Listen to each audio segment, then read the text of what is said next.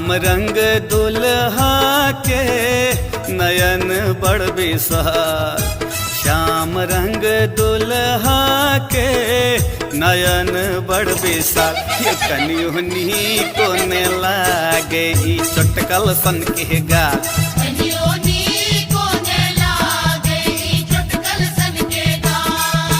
श्याम रंग दुल्हा के नयन बड़ विशाल, श्याम रंग दुल्हा के नयन बड़ विशाल। ये कनियुनी को ने लागे ई चटकल सन के गाल, कनियुनी को ने लागे ई चटकल सन के गाल।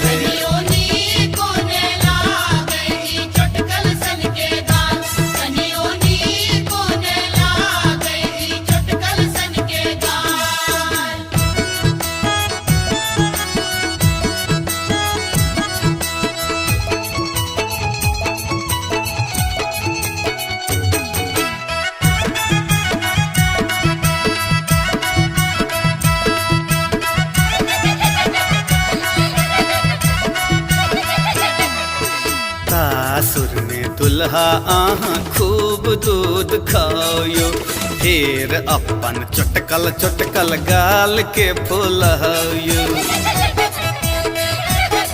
अयो सासुर में दुल्हा आहा खूब दूध खाओ, फिर अपन चटकल चटकल गाल के फुलायो।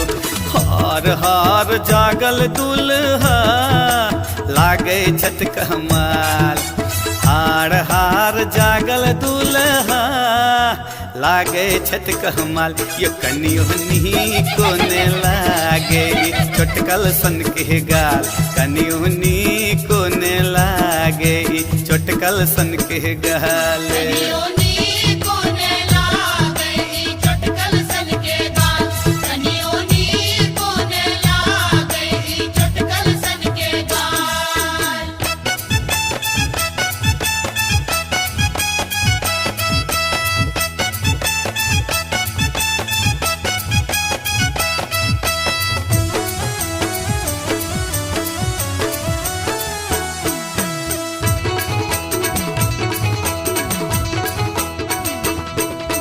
दुल्हा के मन बड़ा लागे छन मुरझायल, शायद अपन गाम सँ ई भुखले छथि आयल।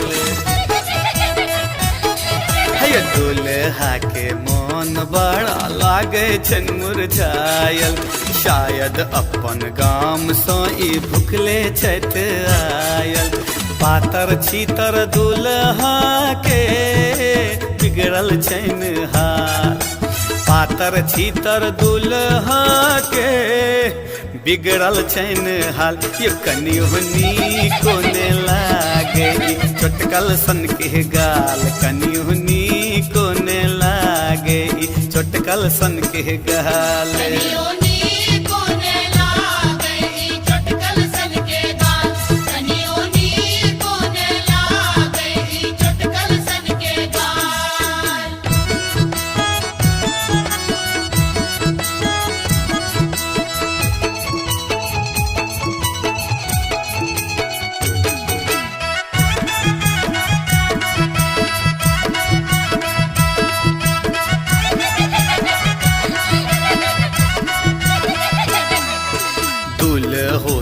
पातर हिनकर पूरा खानदान छन, मम्मी हिनकर चालू पुर्जा और बाबू नादान छन।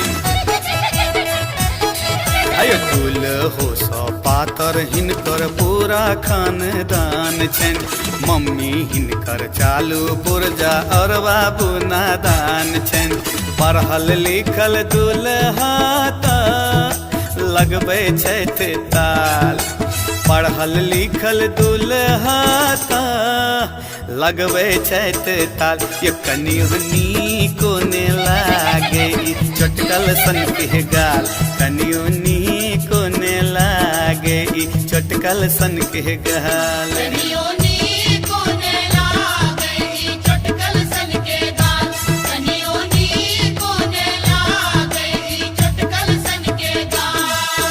श्याम रंग दुल्हा